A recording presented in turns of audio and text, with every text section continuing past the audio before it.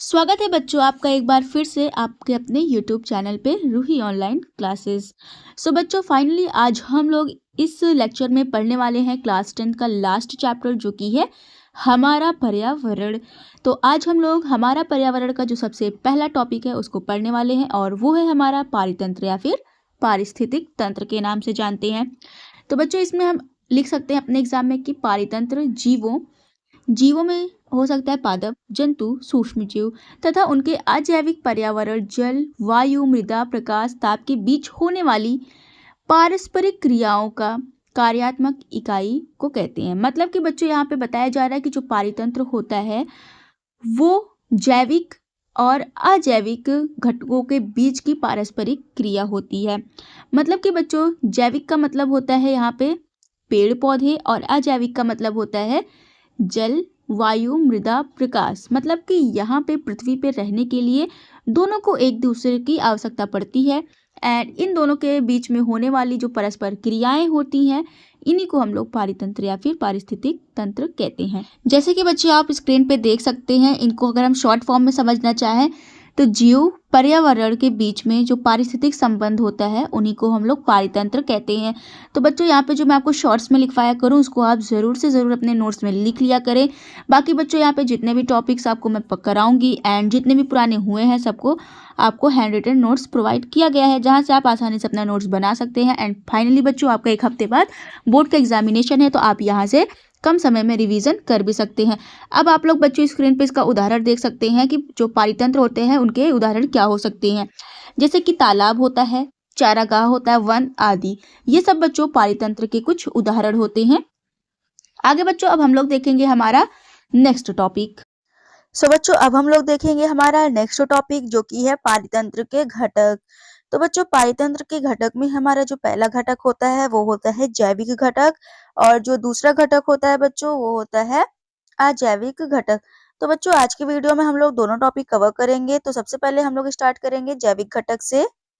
तो बच्चों जैसे कि आप स्क्रीन पे देख सकते हैं कि पारितंत्र के दो घटक थे, जैविक घटक थे और अजैविक घटक थे, जिनमें से सबसे पहले हमें पढ़ना था जैविक घटक के बारे में। एंड इनके सारे नोट्स साथ ही साथ आपको प्रोवाइड किए जा रहे हैं जिनसे आप लोग अपने नोट्स भी बना सकते हैं। एंड अगर अभी तक आप लोगों ने सारे वीडियो अच्छे से देख लिए हैं अभी तक के, अगर आपको वीडियो अच्छी लगी हो तो वीडियो को एक लाइक करके कॉमेंट सेक्शन में आप रेड हार्ट भेज सकते हैं अगर आपको वीडियो अच्छी लगी हो एंड समझ में आ रहे हो।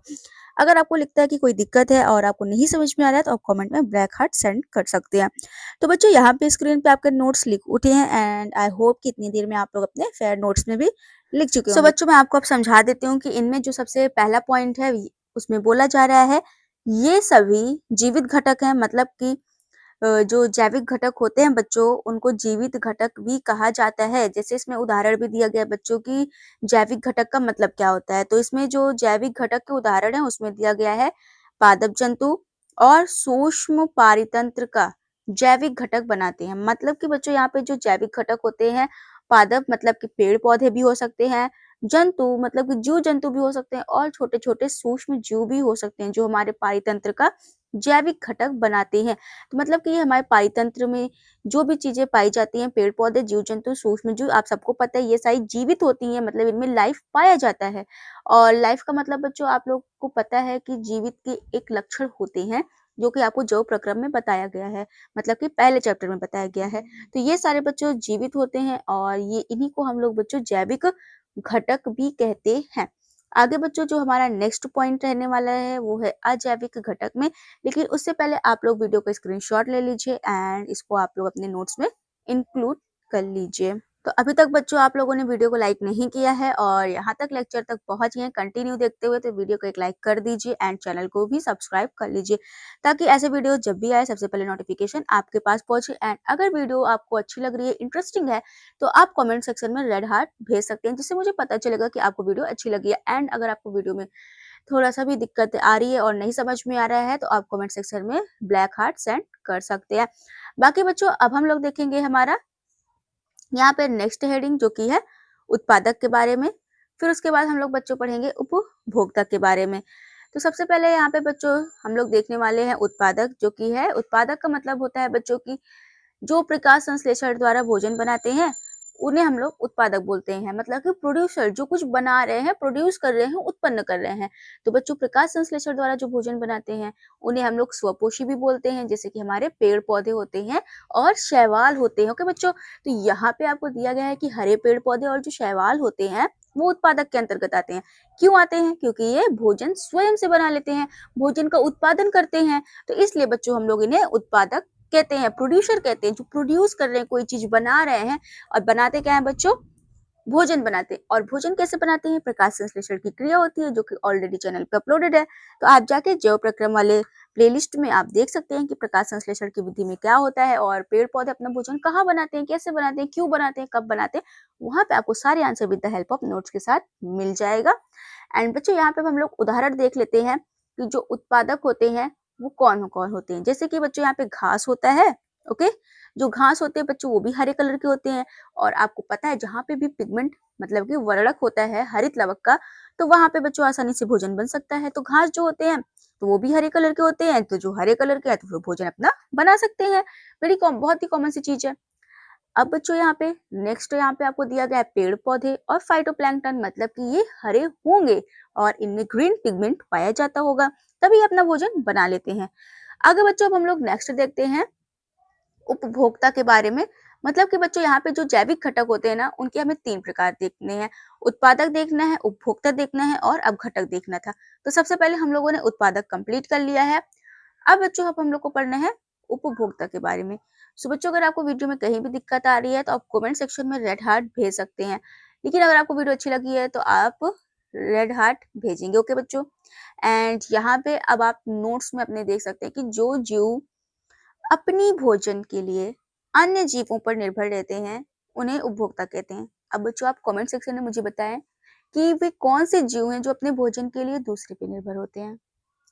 अगर आपको कोई भी आइडिया हो, अगर आप अभी तक क्लास 8th में 9th में कभी भी इसको पढ़े हैं, तो आप कमेंट सेक्शन में इसका आंसर जरूर दीजिएगा। ठीक है बच्चों, तो यहाँ पे बच्चों जो उपभोक्ता होते हैं अपने भोजन के लिए दूसरे पे निर्भर होते हैं।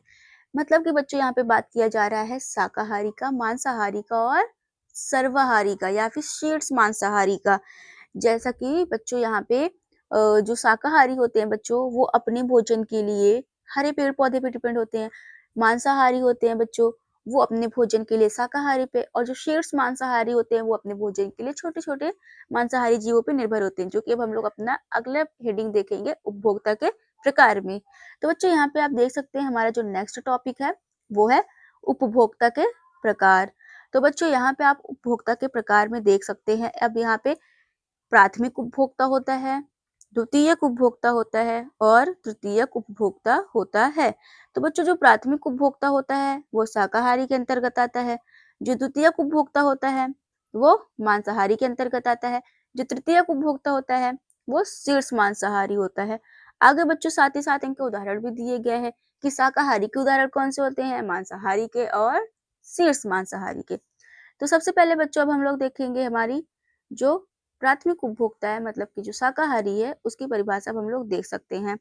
तो बच्चों वे जीव जो उत्पादकों, मतलब उत्पादक का मतलब जो खुद से भोजन बना रहे हैं प्रकाश संश्लेषण के द्वारा, वो होते हैं हरे पौधे।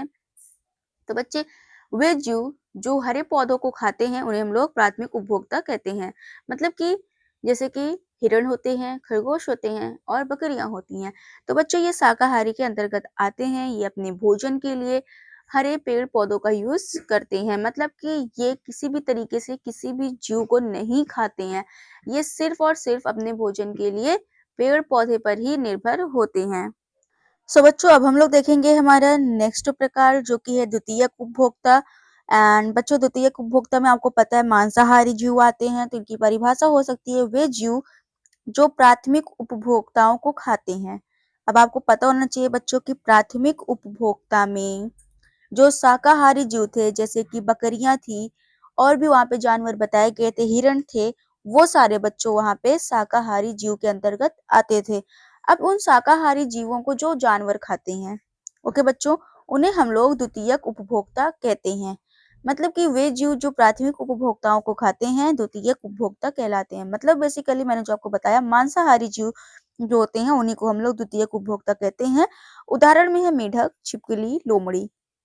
ओके बच्चों, ये सारे छोटे-छोटे कीड़े-मकोड़ों को खाते हैं। आफ्टर दैट बच्चों यहाँ पे हमारा द्वितीयक उपभोक्ता कंप्लीट होता है। मैंने आपको उदाहरण भी बता दिया है एंड इसकी डेफिनेशन भी बता दी है।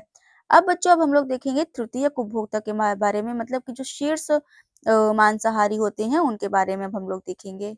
सो फाइनली बच्चों अब हम लोग देखेंगे हमारी हेडिंग जो कि अगली है, तृतीयक उपभोक्ता। एंड अब हम लोग तृतीयक उपभोक्ता की परिभाषा देख सकते हैं। वे जीव जो द्वितीयक उपभोक्ताओं को खाते हैं तृतीयक उपभोक्ता कहलाते हैं। मतलब कि जो छोटे मांसाहारी को खाते हैं अपने भोजन के रूप में, उन्हें हम लोग तृतीयक उपभोक्ता बोलते हैं बच्चों। जैसे कि शेर होता है, बाघ होता है, बाज होते हैं, ये सारे जो जंतु होते हैं बच्चों, ये सारे जो जीव होते हैं, अपने भोजन के लिए ये छोटे-छोटे जानवरों के ऊपर निर्भर होते हैं। मतलब कि ये शाकाहारी नहीं होते हैं। ये बड़े मांसाहारी हैं, उच्च मांसाहारी होते हैं। मतलब कि शेर, बाघ और बाज जो होते हैं ये तृतीयक उपभोक्ता में आते हैं। लेकिन ये अपने भोजन के लिए जो छोटे जानवर रहते हैं उन्हीं को ही खाते हैं। मतलब कि शेर कभी घास नहीं खा सकता है, खाता ही नहीं है, तो वो अपने भोजन के लिए तृतीयक उपभोक्ता पर निर्भर होता है। सो बच्चों यहाँ पे हम लोगों ने उत्पादक पढ़ लिया, उपभोक्ता पढ़ लिया, उपभोक्ता के 3 प्रकार पढ़ लिए। अब हम लोग पढ़ने वाले हैं अपघटक के बारे में। तो बच्चों अपघटक पढ़ने से पहले मैं आपको बता दूं, अगर आपको यहाँ तक में कोई भी दिक्कत हुई हो तो आप कमेंट सेक्शन में ब्लैक हार्ट सेंड कर सकते हैं। आफ्टर दैट बच्चों हम लोग अपघटक पढ़ेंगे एंड अपघटक के बाद यहाँ पे हमारा जैविक घटक कंप्लीट हो जाएगा। उसके बाद बच्चों हम लोग पढ़ेंगे हमारा अजैविक घटक। तो बच्चों बिना टाइम वेस्ट करे हम लोग स्टार्ट करते हैं आज का हमारा अपना नेक्स्ट टॉपिक, जो कि है हमारा अपघटक। तो इन सब के नोट्स आप लोग लिख लीजिएगा अपने फेयर नोटबुक में। सो बच्चों अब हम लोग देखेंगे अपघटक की परिभाषा। मतलब कि इसमें अब आप लोग लिख सकते हैं, ऐसे जीव जो उत्पादक एवं उपभोक्ताओं के मृत शरीर को अपघटित करके अपना भोजन प्राप्त करते हैं तथा मृत शरीर के कार्बनिक पदार्थों को अपघटित करके पुनः अकार्बनिक पदार्थों में बदल जाते हैं। तो बच्चों इनको हम लोग मृतपोषी भी कहते हैं। इसमें बताया जा रहा है जो अपघटक होते हैं बच्चों, वो ऐसे जीव होते हैं जो अपने भोजन के लिए उत्पादक को और उपभोक्ताओं के मृत शरीर को अपघटित कर देते हैं और उनसे भोजन प्राप्त करते हैं। ओके बच्चों, तो ये था हमारा अपघटक और इन्हें मृतपोषी भी कहते हैं। लेकिन बच्चों ऐसे जीव होते कौन है? प्रश्न है कि ऐसे जीव होते कौन है जो उत्पादक और उपभोक्ताओं के मृत शरीर से अपना भोजन प्राप्त करते हैं? तो बच्चों इनके उदाहरण में आप लिख सकते हैं कवक, जीवाणु, प्रोटोजोआ, केचुआ आदि। तो बच्चों ये सारे जो जंतु होते हैं, जो सारे जीव होते हैं, ये अपघटक के अंतर्गत आते हैं। तो फाइनली बच्चों यहाँ पे हमारा जैविक घटक कंप्लीट होता है। अब हम लोग यहाँ पे देखेंगे अजैविक घटक। आफ्टर दैट हम लोग ये लेक्चर वाइंड अप कर देंगे। मतलब कि यहीं तक हम लोग आज इस वीडियो में पढ़ने वाले हैं। तो ऑलरेडी बच्चों यहाँ पे 10-12 मिनट हो चुका है एंड ज्यादा समय आपका न लेते हुए हम लोग स्टार्ट करते हैं आज का हमारा लास्ट एंड फाइनल टॉपिक, जो कि है अजैविक घटक के बारे में।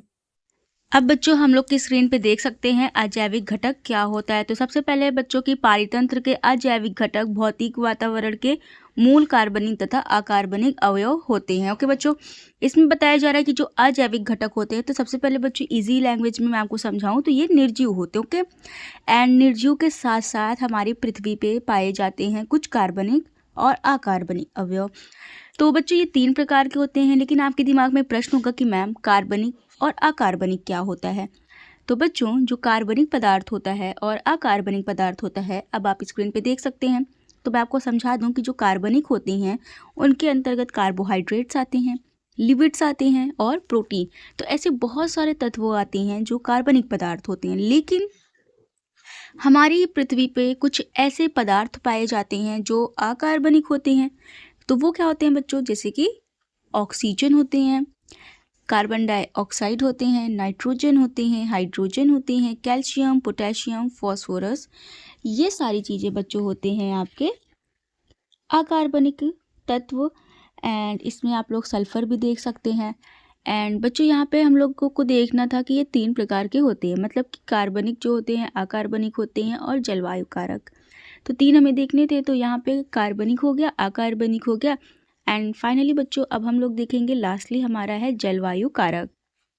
सो बच्चों जलवायु कारक के अंतर्गत हम लोग देखते हैं सूर्य का प्रकाश, जल, वायु, मृदा और ताप। तो बच्चों ये सब थे हमारे अजैविक कारक। मतलब कि ये सारे निर्जीव तो थे, लेकिन हमारे लिए और हमारी पृथ्वी के पे पाए जाने वाले जितने सजीव थे उन सब के लिए बहुत ही ज़्यादा आवश्यक थे। सो बच्चों आज हम लोगों ने यहाँ पे बहुत सारे टॉपिक्स को कवर कर लिया है, जहाँ पे हम लोगों ने जैविक घटक, अजैविक घटक और हम लोगों ने उत्पादक, उपभोक्ता, अपघटक और शाकाहारी मांसाहारी के बारे में और उच्च मांसाहारी के बारे में अच्छे से डिटेल में पढ़ लिया है।